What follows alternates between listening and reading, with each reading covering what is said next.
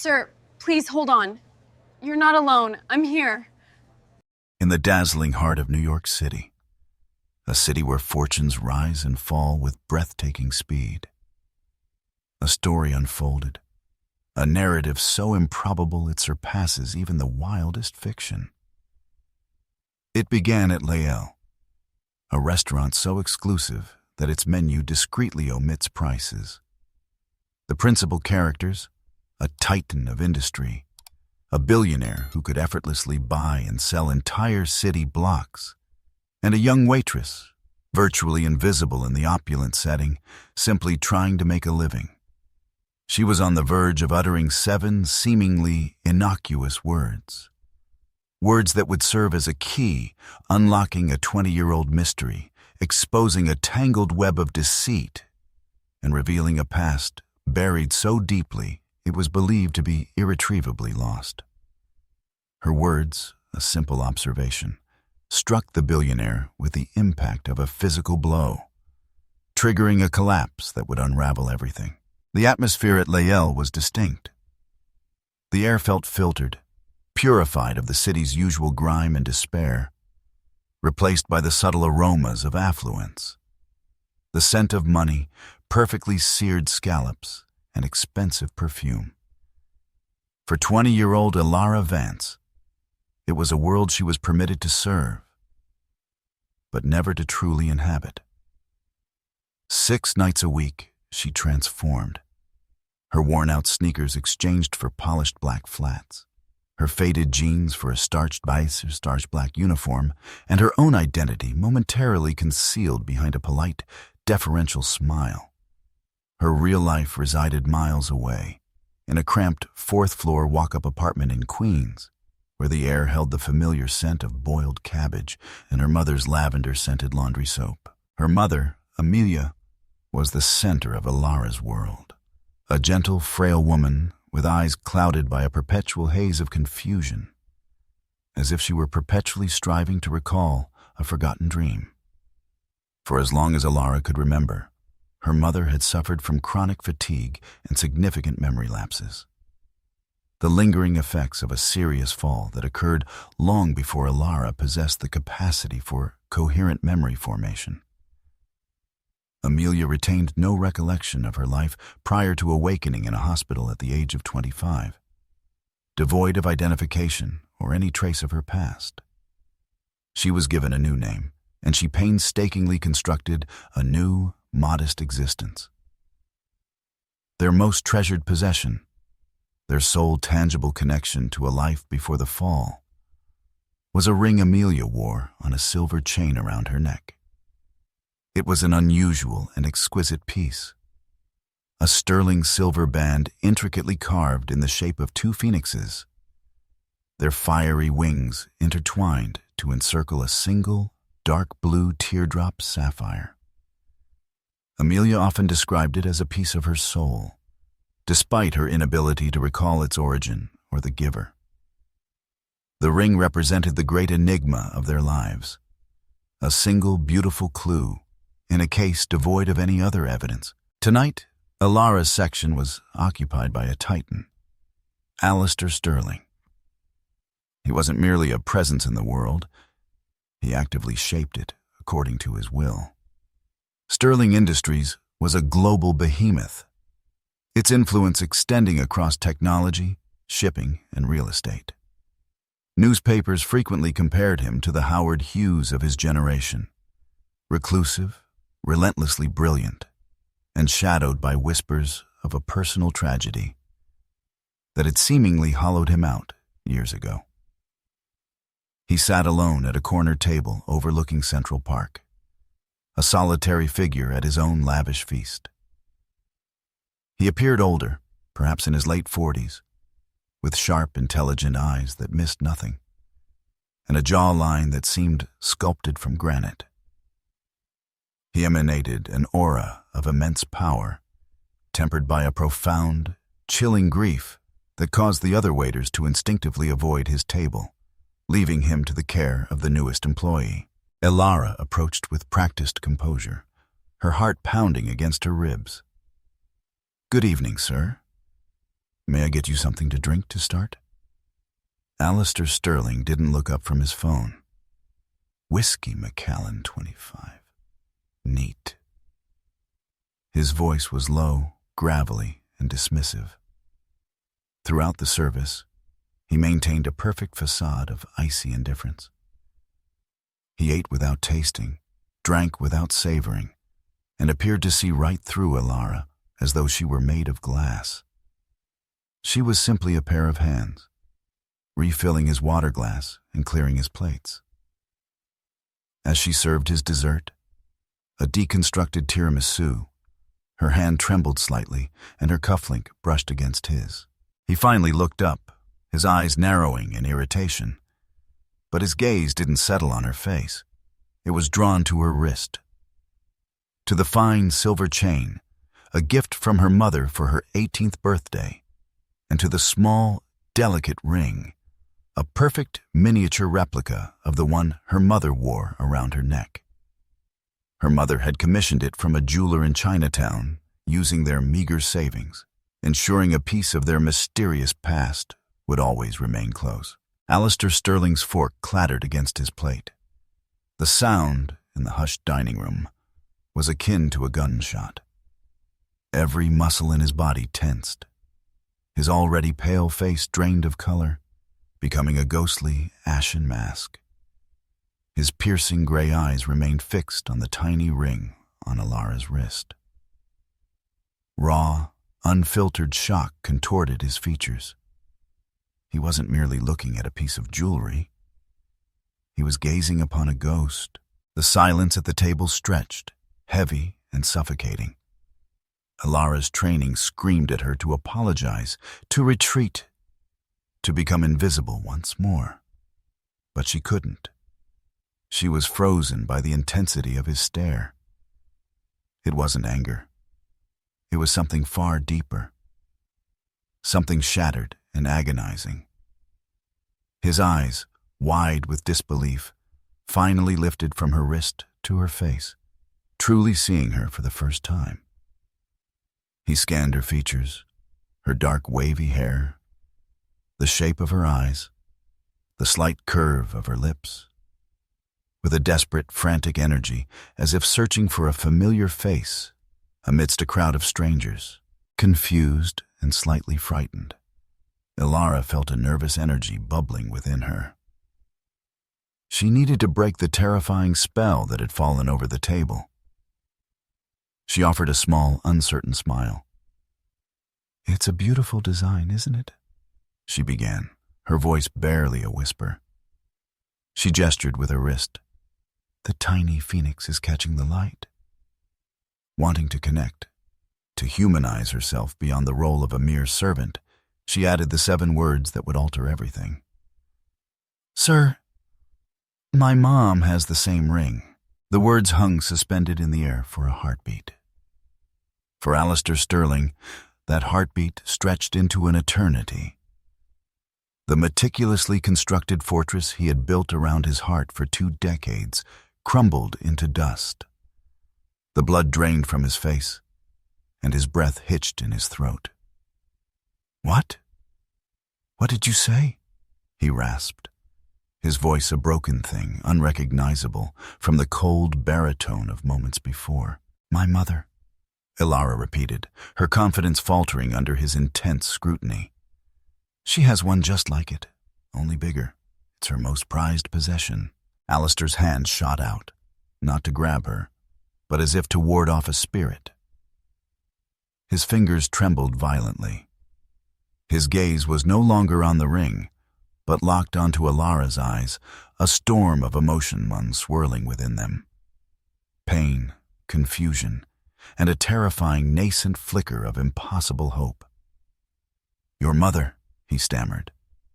The name was a question, a prayer, a demand. "Her name? What is her name?" Before Alara could answer, his body betrayed him. His eyes rolled back in his head.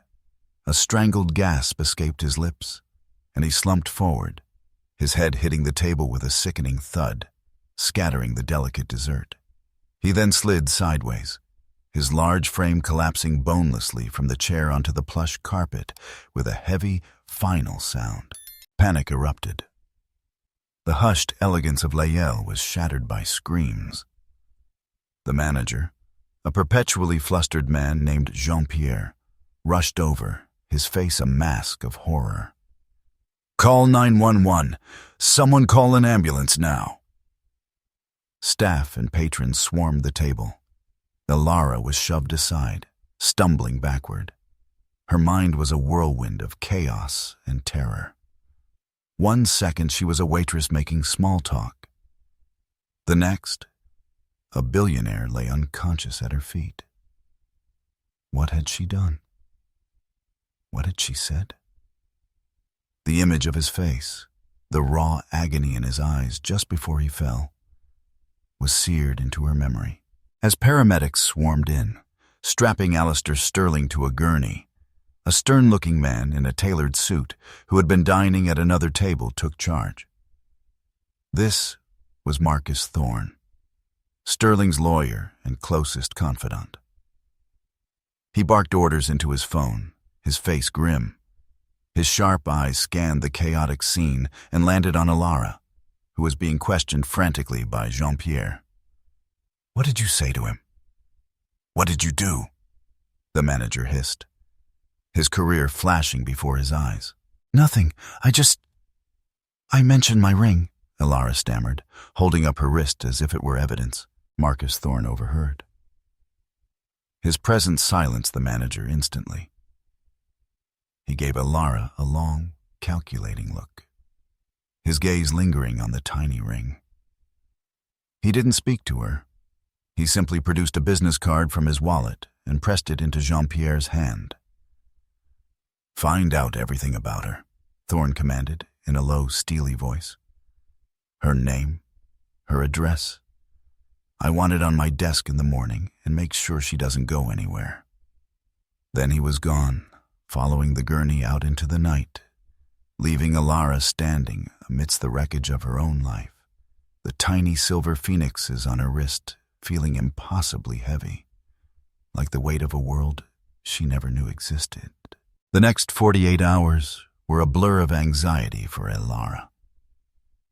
She was immediately placed on indefinite leave from Liel. The unspoken message was clear. She was a liability, a problem to be managed. The incident dominated the financial news. "Billionaire Alistair Sterling collapses," the headline screamed. They cited work-related stress, a possible cardiac event. There was no mention of a waitress or a ring. Ilara had been erased from the official narrative. Yet, she felt like the central figure in a drama she didn't comprehend. She spent her days in their small Queens apartment, caring for her mother, Amelia. The news of a billionaire's collapse was a distant rumble of thunder to Amelia, who preferred her quiet world of books and potted plants. Ilara watched her mother tracing the familiar lines of her face, listening to her gentle, slightly detached voice, and tried to connect this fragile woman to the violent reaction of the most powerful man she had ever met.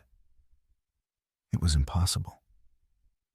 Her mother was Amelia Vance, a woman who found joy in a perfectly steeped cup of tea, who hummed off key while watering her African violets.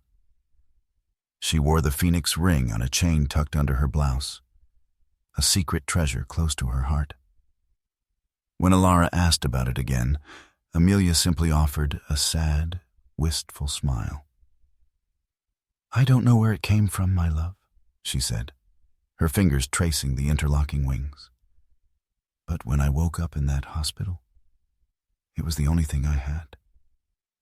It felt like an anchor. It felt like home, even when I didn't know where home was."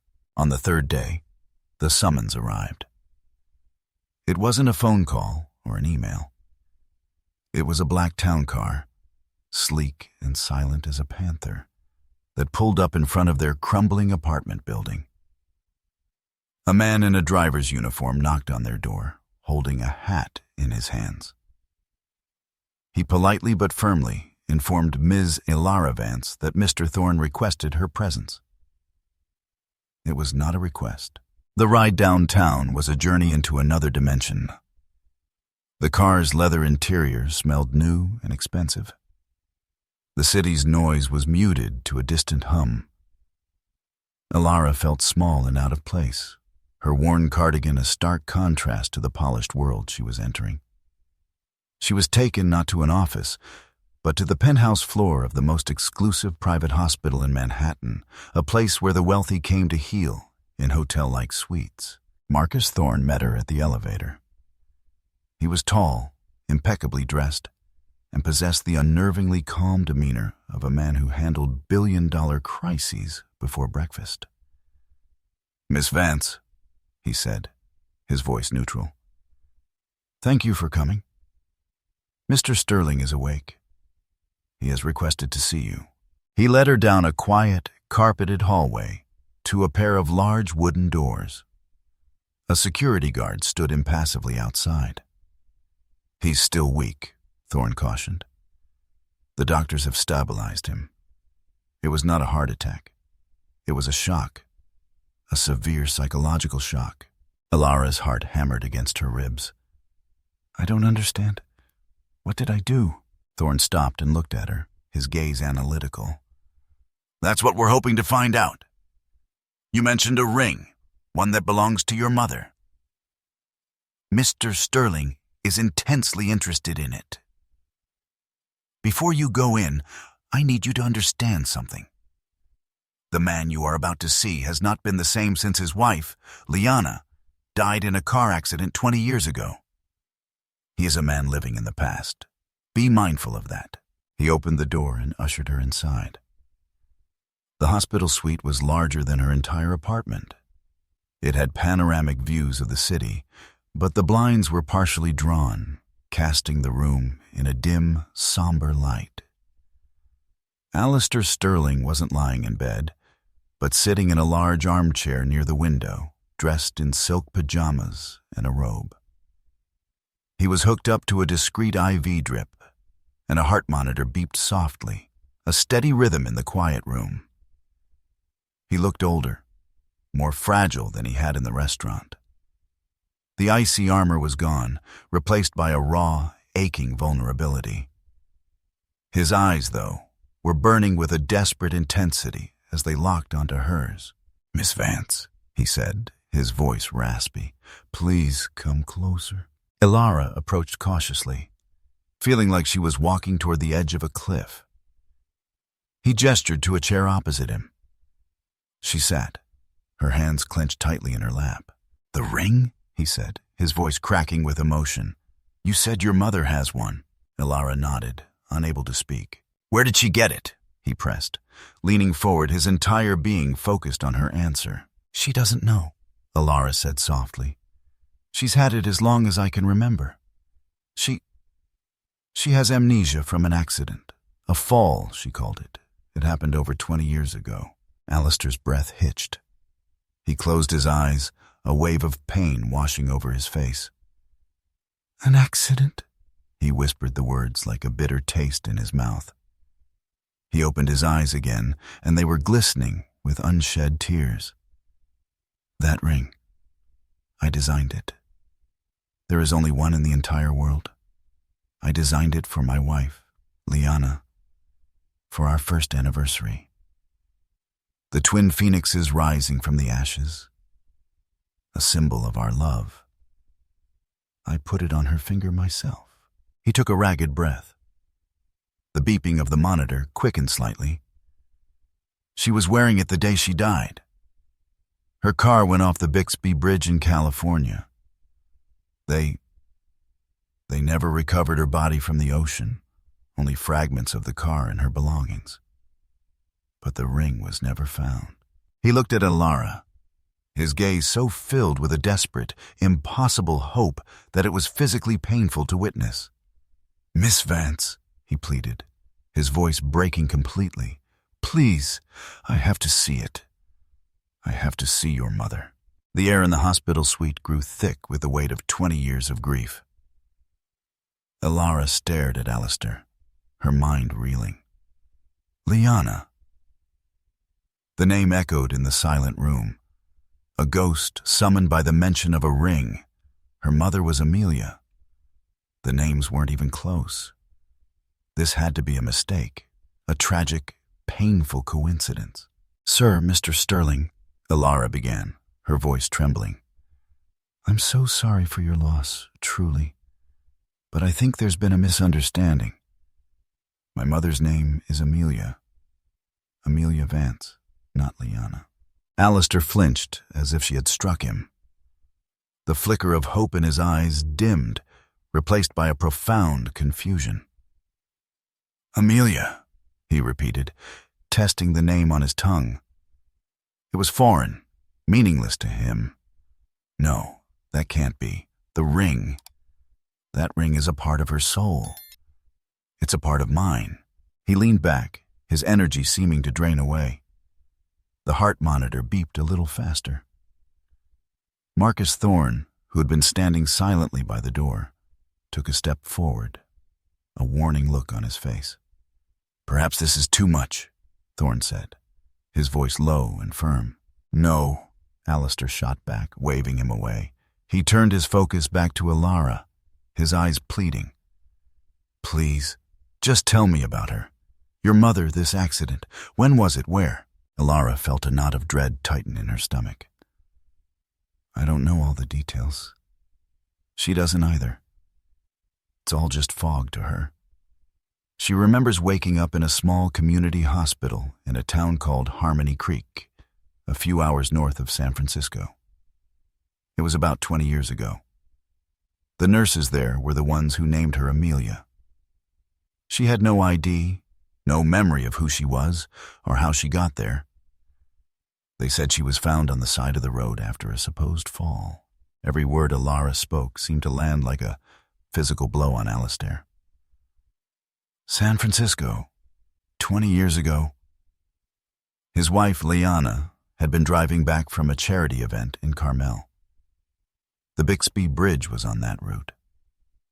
Harmony Creek was a small town inland from that very stretch of coast. Harmony Creek? He whispered the name, tasting like ash. His mind was racing, trying to connect impossible dots. The official report had been so clear. A tragic accident, a car lost to the violent Pacific. He had spent a fortune on private search and recovery teams. They found wreckage, a tattered piece of her dress, her purse, but never her. The assumption had always been that the ocean had claimed her. Could it be possible? He murmured to himself, his voice filled with a terrifying mix of hope and fear. Could she have been thrown from the car? Survived. "With all due respect, sir," Ilara said, her protective instincts for her mother kicking in. "My mother is a fragile woman. She's built a quiet life. Showing up and bringing up a past that she can't remember? That might not even be hers. It could destroy her." "I understand," Alistair said, his voice regaining a sliver of its former command. "I will be careful, but I cannot live another day with this question mark hanging over my soul. For 20 years, I have been a ghost. I have been half a man. If there is a 1 in a billion chance that the woman who gave you life is the same woman who gave me mine, I have to take it." He looked at Marcus Thorne. "Marcus? Get everything you can on Harmony Creek Community Hospital. Records from 20 years ago, John and Jane Doe admissions. I want names of every doctor, every nurse who worked there. Bribe them if you have to. I want to know who found her, who treated her." Thorne nodded, already pulling out his phone. "I'm on it." Alistair turned back to Ilara, his expression softening. "Miss Vance, Ilara, I know this is an incredible burden to place on you, but I am begging you. Let me meet her. Not as Alistair Sterling, the billionaire, just as a man searching for a ghost. I won't pressure her. I won't even mention the name Liana. I just want to see her. To see the ring. Elara was torn. Her entire life, she had wanted answers for her mother. She had dreamed of a key that could unlock Amelia's past and heal the sad, vacant spaces in her memory. Now that key was sitting in front of her, dressed in silk pajamas, a man of immense power and profound pain. But what if opening that door released not healing, but a flood that would drown them both? Looking into his eyes, she saw not a titan of industry, but a man who had lost everything. It was a look she recognized, a quieter version of the same loss she saw in her mother's eyes every day. "Okay," she finally whispered, her decision made. "Okay, I'll talk to her. I'll arrange it. But we do it my way, quietly at our apartment. No fanfare, no lawyers, just you." A single tear traced a path down Alistair Sterling's cheek. It was the first one he had shed in 2 decades. "Thank you," he breathed. "Thank you." Elara left the opulent hospital and returned to the rumbling subway, the black town car having been dismissed. She felt like she was carrying a bomb in her hands, ticking down to an unknown explosion. When she got home, she found her mother asleep in her armchair, a book open on her lap. The silver chain with the phoenix ring was visible at her throat. Driven by a new, frantic need for answers, Elara began to search their small apartment for anything, any clue from that time. In the back of her mother's closet, under a stack of old blankets, she found a small, battered shoebox. She had seen it before, but had always respected her mother's privacy. Now, she opened it. Inside was a collection of faded objects. A dried flower, a bus ticket to New York, and at the bottom, a small, yellowed envelope. She opened it with trembling fingers. Inside were 2 things. The first was a faded Polaroid photograph. It showed a much younger, vibrant Amelia, or someone who looked just like her, laughing, her head thrown back. Her arm was around a handsome young man with familiar piercing gray eyes and a jawline carved from granite. A young Alistair Sterling. They were standing on a beach, the wind whipping their hair, and on the 4th finger of her left hand, gleaming in the sun, was the phoenix ring. Elara's breath caught in her throat.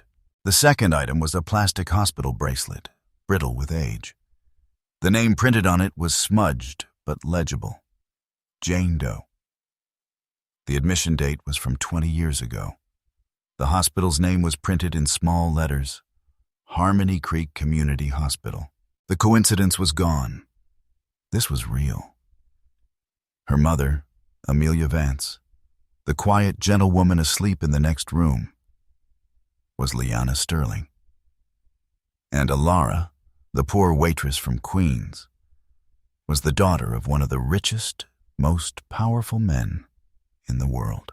The discovery in the shoebox sent a seismic shock through Elara's world.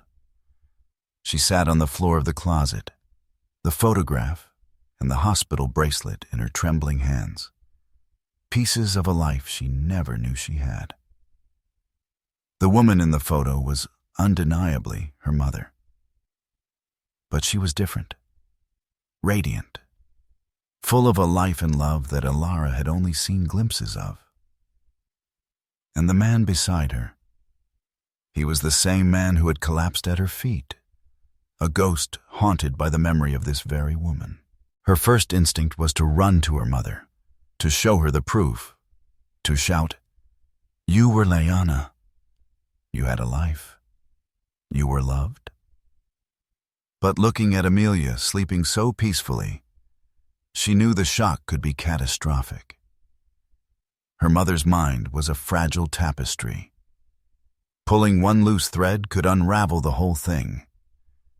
The questions were overwhelming. If her mother was Liana Sterling and she had survived the crash, why was she declared dead? Why was she left as a Jane Doe in a small-town hospital when her husband was one of the most recognizable men in the country, needed help? Someone had to have intervened. Someone had to have wanted her to disappear. In the meantime, Alice Deister Sterling, invigorated by a hope he hadn't felt in 2 decades, leveraged his considerable resources. Marcus Thorne, now not just a lawyer, but a private investigator with an effectively limitless budget, descended upon the quiet town of Harmony Creek. Harmony Creek Community Hospital, a modern facility today, was a small, underfunded institution 20 years prior. Records from that era were meticulously kept, but physically stored as paper files in a dusty basement archive. Bribes weren't necessary. A substantial donation to the hospital's new pediatric wing greased every wheel. Marcus and a team of forensic accountants began meticulously reconstructing the events of that fateful week. They located the admission record for a Jane Doe, brought in by a local trucker who discovered her unconscious by the roadside, miles from the Bixby Bridge crash site. She suffered a severe concussion, multiple fractures, and, critically, profound amnesia. She was the only unidentified patient admitted that month. The investigation intensified when Marcus cross-referenced hospital staff records with Alistair's personal and financial records from that year. He searched for any connection, any link, no matter how tenuous. He found one in the most unexpected place. The hospital's head administrator at the time, a man named Robert Finch, who'd retired to Florida a year after the incident, citing a sudden lottery win. No record of Finch winning any lottery existed. But a record did exist of a series of untraceable bearer bonds, totaling $2 million cashed by him. These bonds originated from a shell corporation based in the Cayman Islands, a corporation that, after days of relentless investigation, Marcus Thorne managed to trace to one person: Julian Sterling, Alice Deister's younger cousin. The name hit Alice Deister like a physical blow. Julian, always lurking in his shadow, always smiling, always offering his condolences. Julian had managed the family's affairs in the immediate aftermath of Liana's death, shielding a grief-stricken Alice Deister from the harsh realities. He had confirmed the wreckage, handled the death certificate, and presented himself as the pillar of unwavering support. Marcus's team dug deeper, uncovering a pattern of embezzlement and fraud. Julian had been systematically defrauding Sterling Industries for years, siphoning off funds that Alice Deister, consumed by grief, had failed to notice. Liana, possessing a keen eye for finance and always suspicious of Julian's unsettling demeanor, had begun an informal audit of the family accounts in the weeks before her accident. She'd confided in Alistair that something was amiss, that millions were unaccounted for. Alistair, preoccupied with a hostile takeover bid, had assured her they would examine it together upon his return. He never had the chance. The horrifying truth began to coalesce. Julian knew Liana was close to exposing him. The car crash was a stroke of luck. But what if it wasn't enough? What if she survived? A call to the hospital, a confirmation that an unidentified woman from the crash had been admitted. It would have been a simple matter for Julian to drive to Harmony Creek. He would have found Liana alive, but with her memory wiped clean. It was a golden opportunity. Not to kill her. That would have been too risky. But to make her disappear permanently. A briefcase full of cash for a corrupt administrator like Finch. Records would be buried. Liana Sterling, the beloved wife, would be declared dead, lost to the sea. Jane Doe, the amnesiac, would drift away into a new, anonymous life, a ghost with no past. Julian's secret would remain safe, and he would be free to continue pilfering the family fortune. The architect of Alistair's 20-year agony wasn't fate, the ocean, or a tragic accident. It was his own blood, his own cousin, who had been patting him on the back at family gatherings for 2 decades. While Marcus unearthed this web of deceit, Elara prepared for the reunion, coaching her mother gently. "An old friend is going to stop by, Mom. A friend from before your fall. He thinks he might have known you. Please, just be calm. It might be nothing." Amelia was anxious but intrigued. The possibility of someone from her forgotten life was both terrifying and exciting. She agreed, clutching the phoenix ring on its chain like a protective talisman. Alistair arrived that evening, not in a town car, but in a simple taxi, which he dismissed a block away. He wore a simple sweater and slacks, looking less like a billionaire and more like a nervous man on a first date. He carried a small bouquet of white freesias. Elara met him at the door.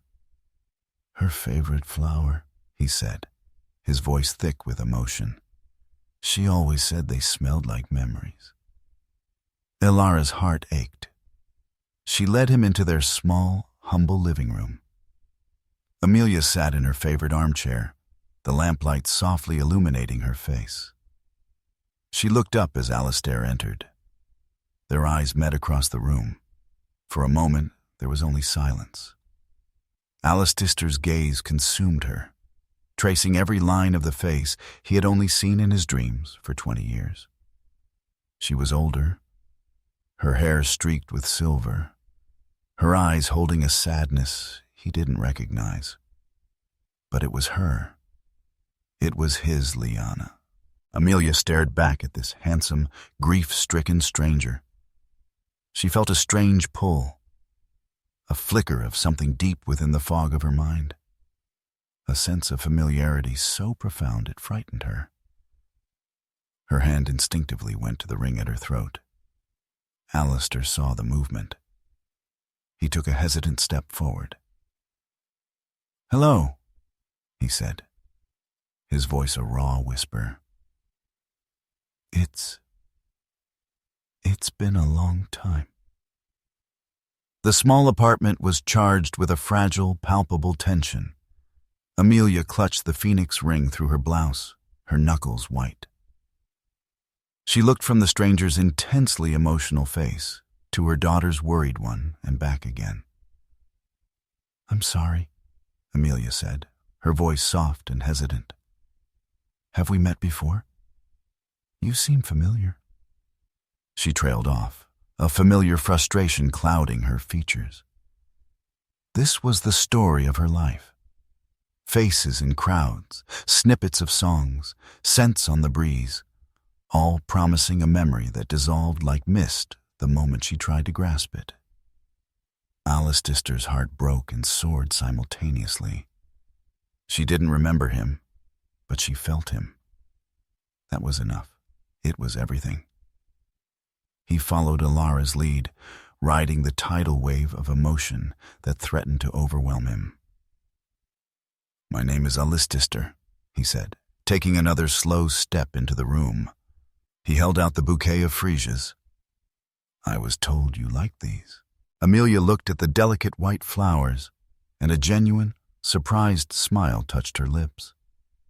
She took them, her fingers brushing his, and brought them to her nose, inhaling deeply. Her eyes closed for a fraction of a second. "They're beautiful," she murmured. "They smell like a summer afternoon by the water. A flicker of a memory, so faint I can't be sure it's real." She looked up at him, her brow furrowed. "How did you know?" "A lucky guess," Alistair lied softly. his gaze never leaving her face. Ilara brought a vase for the flowers, her movements quiet and deliberate, careful not to disturb the delicate balance of the moment. Alistair sat on the worn sofa opposite Amelia's armchair, creating a space that felt both intimate and vast. He didn't push, he didn't demand. He simply began to talk. He spoke not of Liana Sterling, the billionaire's wife, but of a young woman he once knew. He told stories of her stubborn spirit, her terrible singing voice that she insisted on sharing, her love for old black-and-white movies, and the way she would laugh until she cried at the silliest jokes. He talked about a trip to Italy, a disastrous attempt at making pasta from scratch that ended with flour covering every kitchen surface. He described a quiet evening on a beach in Carmel, watching the sunset, where he'd given her a ring shaped like two phoenixes, promising her a love that would always be reborn from any hardship. With each story, he painted a portrait of the woman she had been. Ilara watched her mother, her heart in her throat. Amelia listened with rapt attention, her head tilted. She wasn't recoiling in fear or confusion. Instead, a strange sense of peace seemed to be settling over her. These stories, told by this stranger, felt more real to her than the 20 years of hazy, disconnected life she had lived as Amelia Vance. "That ring," Amelia whispered finally, looking down at her own hand, which rested on her chest, holding the charm.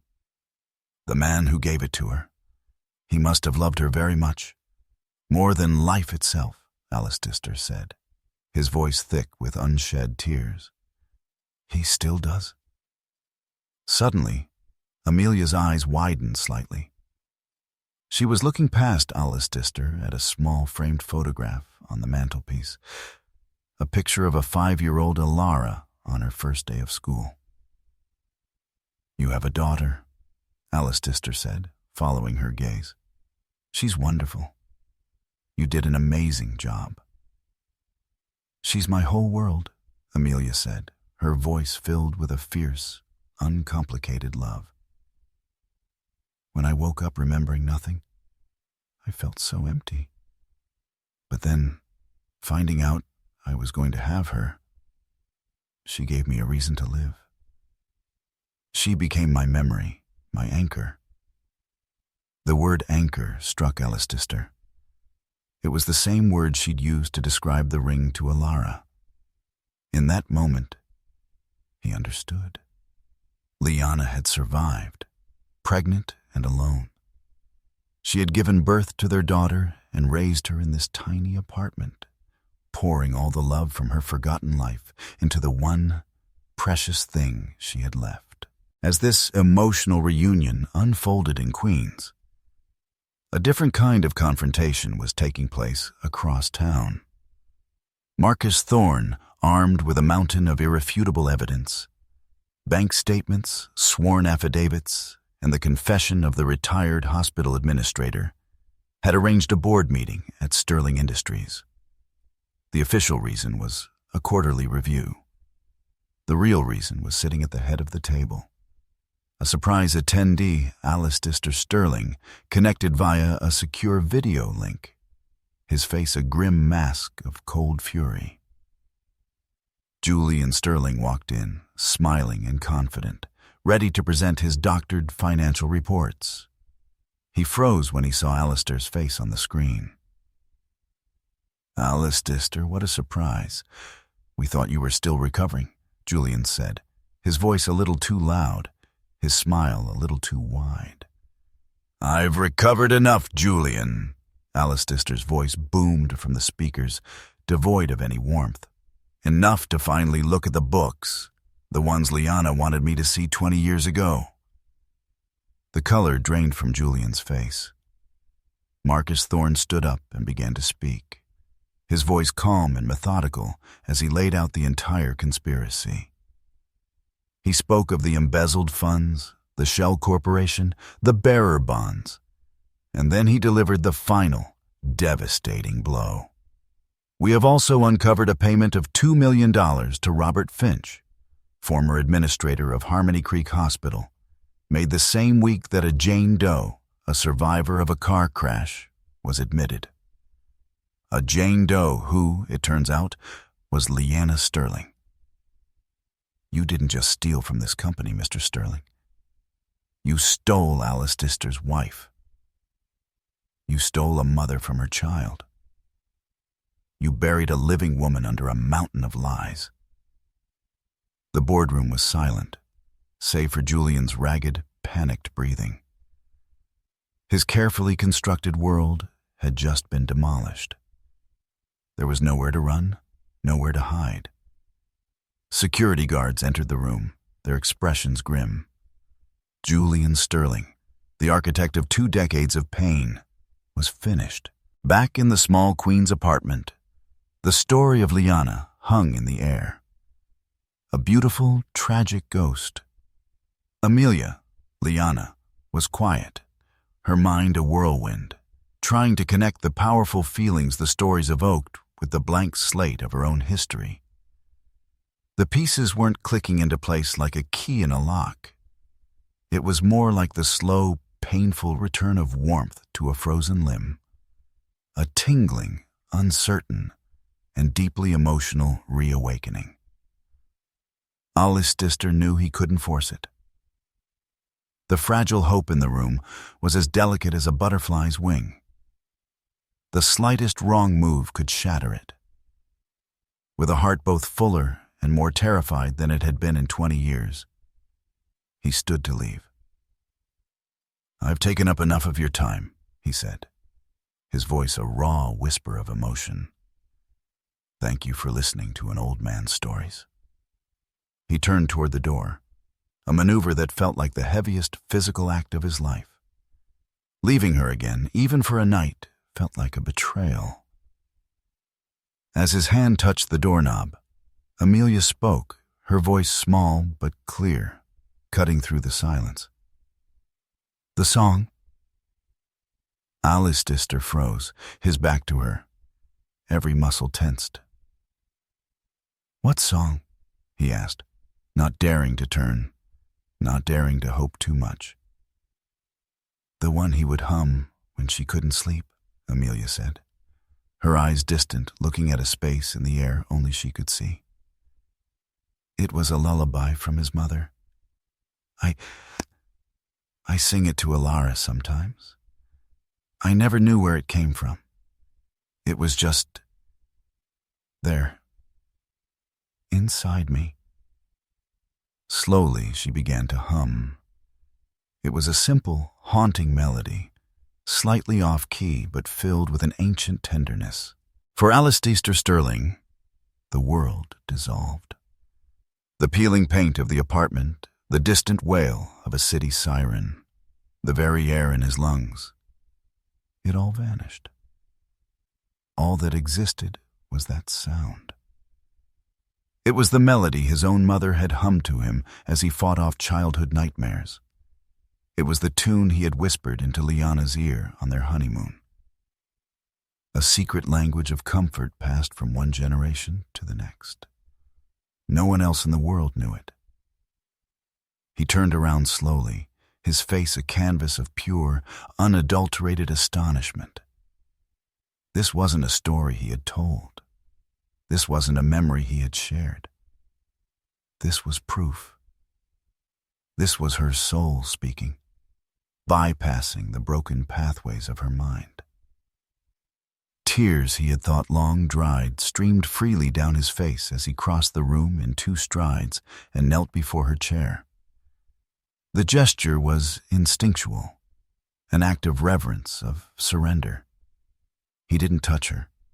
He just looked at her, his heart overflowing with a mix of agony for the years lost and ecstatic joy for this single, perfect moment. "Liana," he whispered her name for the first time, not as a question, but as a statement, a prayer that had finally, impossibly, been answered. The name settled over her, not as a shock, but as a comfort. It felt right, like a favorite coat she'd forgotten she owned. It felt like coming home.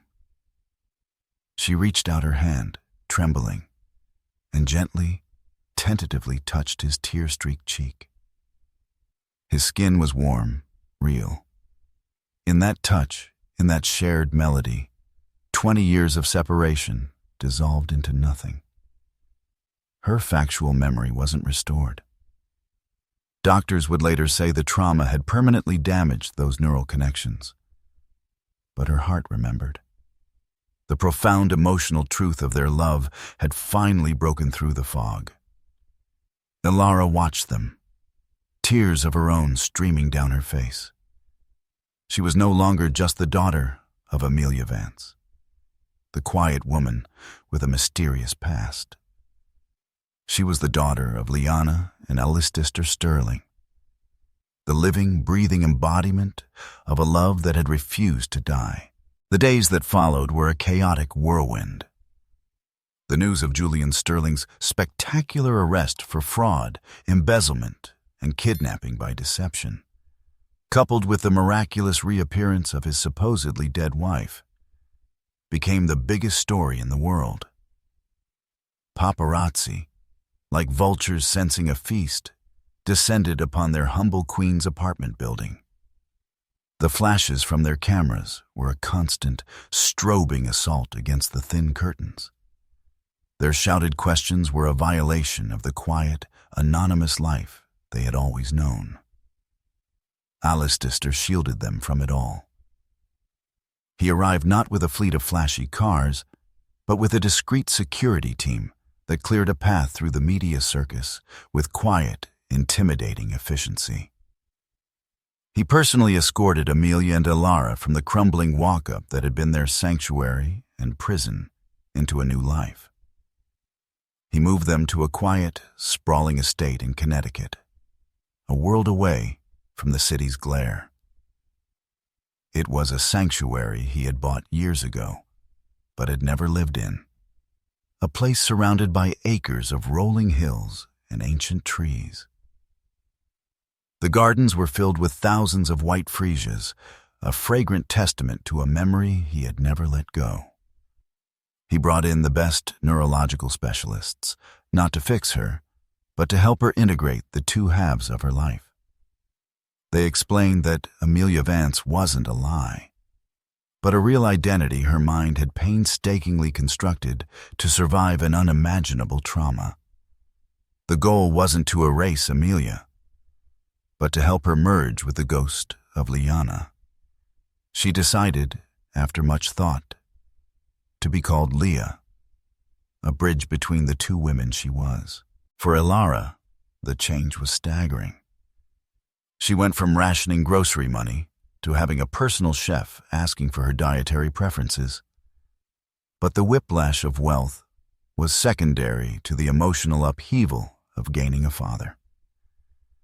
This powerful, intense man was suddenly focused on her with an attentiveness that was both wonderful and overwhelming.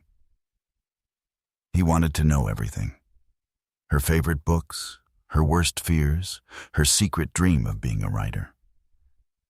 One evening, he found her curled up in a window seat in the vast library, scribbling in a worn notebook. She tried to hide it, embarrassed. He gently asked if he could read it. Trembling, she handed it over. He sat for an hour reading her prose, his expression unreadable. Finally, he looked up, his eyes glistening.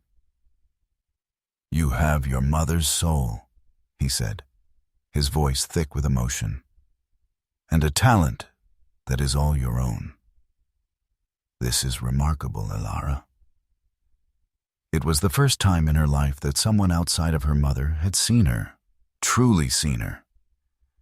And the validation was a balm to a part of her heart she didn't even know was wounded. Slowly, cautiously, they began to build a new family. They had quiet dinners, not in a cavernous dining hall, but in a cozy breakfast nook overlooking the gardens. Alistair, a man who had taken his meals alone for 20 years, now found himself laughing until his sides hurt at Alara's wry observations about their new life. Leah, no longer haunted by a past she couldn't grasp, blossomed. The haze in her eyes was replaced by a clear, bright serenity. She and Alistair would walk in the gardens for hours, not always talking, but simply relearning each other's presence, their hands clasped together. While this fragile new life was taking root, the final act of the old one played out. Julian Sterling's trial was swift. The evidence was insurmountable. He was sentenced to decades in prison, a fittingly quiet end for a man whose crimes had screamed across so many lives. Alistair attended only the sentencing. He felt no triumph, no satisfaction in his cousin's downfall. Looking at the broken, bitter man in the defendant's box, he felt only a profound sense of pity and waste. His justice wasn't in a courtroom. It was at home, in the sound of his wife's laughter. One crisp autumn afternoon, a year to the day that Alara had served him dessert at Lieber Lou, the three of them stood on a hill overlooking the estate. The trees were a riot of red and gold, and the air was clean and sharp. Alice Deister turned to the two women who were his world. "A year ago," he began, his voice steady, "I was a ghost haunting the ruins of my own life. I thought I had lost everything, but I was wrong. The best part of her was safe. The best part of her was with you, Alara." He looked at his daughter, his love for her shining in his eyes. "You were her anchor. You kept her soul safe until I could find my way back." He then turned to Leah, taking her hands in his. "And you, my love, you survived the unsurvivable. You built a life from nothing. You are the strongest person I have ever known." He reached into his pocket and pulled out a small velvet box. Inside wasn't a new piece of extravagant jewelry, but the original Phoenix ring, which Leah had given him to be professionally cleaned and repaired. He slid it from its chain and, for the second time in his life, placed it on her fourth finger. It fit perfectly. "For my wife," he said, "for Liana and for Amelia, and for the amazing woman who is both." He then handed a small leather-bound book to Alara. It was her own collection of stories, the ones from her notebook, which he had privately printed and bound. The title on the cover read, "The Phoenix's Daughter." Leah smiled, her eyes crinkling at the corners. She squeezed her daughter's hand and her husband's. "We found our way back to each other because of you, my love," she said to Alara. "A mother's love, a daughter's hope, and a ring that remembered even when I couldn't." Alara looked down at the tiny replica on her own wrist, then at the real one gleaming on her mother's hand. It had been a simple, innocent observation in a restaurant, the utterance of 7 small words. But it had been the key that unlocked the past, exposed a villain, and reunited a family. It had allowed a love buried under 20 years of lies and tragedy to finally, like the phoenixes carved into its silver band, rise from the ashes, stronger, wiser, and finally together. This is a story that reminds us that sometimes the most extraordinary destinies are hidden in the most ordinary of lives. A waitress, a billionaire, and a single, unforgotten piece of jewelry. A testament to the fact that love and truth can echo through decades of silence. The bond between Alistair and Liana, and the daughter who unknowingly carried their legacy, proves that even when memories fade, the heart never truly forgets. It's a powerful reminder that we should never underestimate the small details. For a simple observations can sometimes unravel the greatest mysteries and lead to the most incredible miracles. If this story of love, loss, and reunion against all odds touched your heart, please show your support by hitting that like button and sharing it with someone who appreciates a story of hope. And don't forget to subscribe to our channel for more real-life dramas that will move you, inspire you, and restore your faith in the unbreakable bonds of family. Click the notification bell so you never miss a single incredible